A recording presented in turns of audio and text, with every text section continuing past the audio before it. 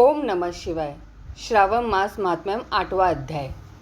ईश्वर बोले, हे सनत कुमार, अब मैं समस्त पापों का नाश करने वाले बुद्ध गुरु व्रत का वर्णन करूंगा, जिसे श्रद्धापूर्वक करके मनुष्य परम सिद्धि प्राप्त करता है। ब्रह्मा जी ने चंद्रमा को ब्राह्मणों के राजा के रूप में अभिषिक्त किया। किसी समय उसने रूप तथा यौवन में संपन्न तारा नामक गुरु पत्नी को देखा।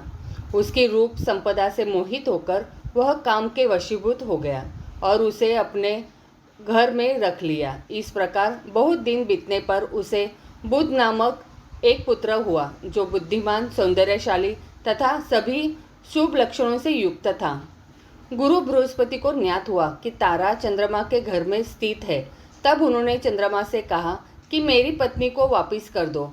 अनेक तरह से समझाने पर भी जब चंद्रमा ने तारा को वापस नहीं दिया, तब बृहस्पति ने देवताओं की सभा में जाकर देवराज इंद्र को यह वृत्तांत बतलाया और कहा, हे शुक्र, आप देवताओं के राजा हैं, अतः अपनी आज्ञा से आप उसे दिलाए, अन्यथा उस चंद्रमा के द्वारा किया गया पाप आपको ही निसंदेह लगेगा, क्योंकि शास्त्र निर्णय के अनुसार प्रजा के द्वारा किए गए पाप को राजा भोगता है। पुराण में भी ऐसा कहा गया है कि दुर्बल का बल राजा होता है। गुरु का यह वचन सुनकर चंद्रमा ने कहा, मैं आपकी आज्ञा से तारा को तो दे दूंगा, किंतु इस पुत्र को नहीं दूंगा। शास्त्र के अनुसार विचार करके देवताओं ने उस बुद्ध को चंद्रमा को दे दिया। इसके बाद गुरु को उदास देखकर देवता ने उन दोनों को वर प्रदान किया, हे चंद्र, अब तुम घर जाओ। यह तुम्हारा भी पुत्र है और बृहस्पति का भी। यह तुम्हारा पुत्र ग्रहों में प्रतिष्ठित होगा। हे सुराचार्य, आप यह दूसरा भी शुभ वर ग्रहण कीजिए कि जो बुद्धिमान व्यक्ति आप दोनों बुद्ध गुरु का व्रत मिलाकर करेगा, उसकी संपूर्ण सिद्धि होगी। यह सत्य है, इसमें संदेह नहीं है। शंकर जी के लिए अत्यंत प्रिय इस श्रावण मास के आने पर जो लोग बुधवार तथा बृहस्पतिवार को पूजन व्रत करेंगे, उन्हें सिद्धि प्राप्त होगी। इस व्रत में दही तथा भात का नैवेद्य व्रत सिद्धि में मूल हेतु है। स्थान भेद से आप दोनों की मूर्ति लिखकर पूजन करने से भिन्न भिन्न फल प्राप्त होता है। यदि कोई हिंडोल के ऊपरी स्थान पर आप दोनों की मूर्ति लिखकर पूजन करे तो वह सर्वगुण संपन्न तथा दीर्घायु पुत्र प्राप्त करेगा। यदि मनुष्य कोषागार से मूर्ति को लिखकर पूजन करता है तो उसके कोष बढ़ते हैं और वे कभी क्षय को प्राप्त नहीं होते। इसी प्रकार पाकालय में पूजन करने से पाक वृद्धि और देवालय में पूजन करने से उनकी कृपा प्राप्त होती है।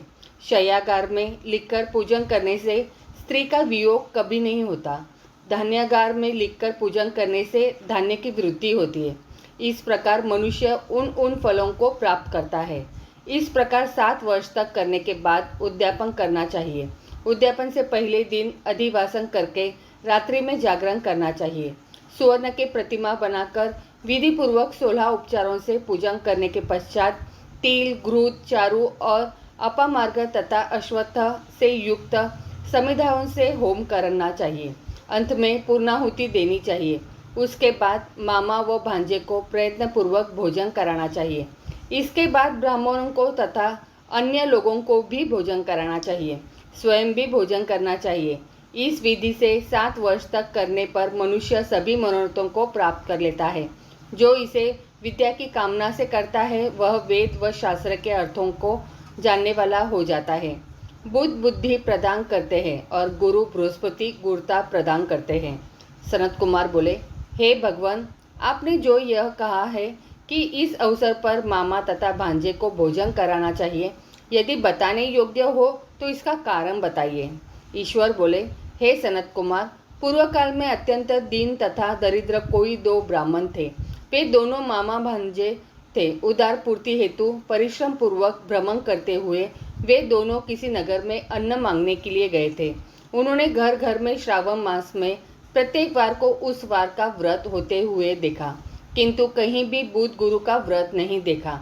तब उन्होंने बहुत देर तक परस्पर विचार किया कि सभी वारों का व्रत तो सर्वत्र दिखाई पड़ रहा है, किंतु बुद्ध गुरु का कहीं नहीं है।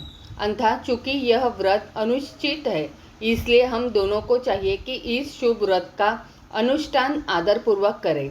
किंतु हे सनत कुमार, इसकी विधि न जानने के कारण वे दोनों संशय में पड़ गए। तब रात्रि में उन्हें स्वप्न में इस व्रत की विधि दृष्टिगोचर हो गई।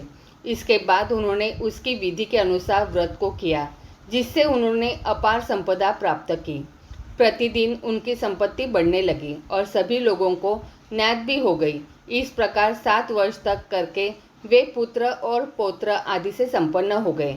उसके बाद उनके ऊपर प्रसन्न होकर बुध व गुरु प्रकट हुए और उन्होंने उन दोनों को यह वर दिया, आप दोनों ने हम दोनों के निमित्त इस व्रत को प्रवर्तित किया है। अतः आज से कोई भी इस शुभ व्रत को करे, उसे व्रत की समाप्ति पर मामा तथा भांजे को प्रयत्नपूर्वक भोजन कराना चाहिए। इस व्रत के प्रभाव से उसे सभी कामनाओं की परम सिद्धि हो जाती है और अंत में चंद्र सूर्य पर्यंत उसका हमारे लोक में वास होता है। इस प्रकार श्री स्कंद पुराण के अंतर्गत ईश्वर सनत कुमार संवाद में श्रावण मास महात्म्य में बुध गुरु व्रत कथन नामक 8वां अध्याय पूर्ण हुआ। तो बोलो प्रेम से हर हर महादेव।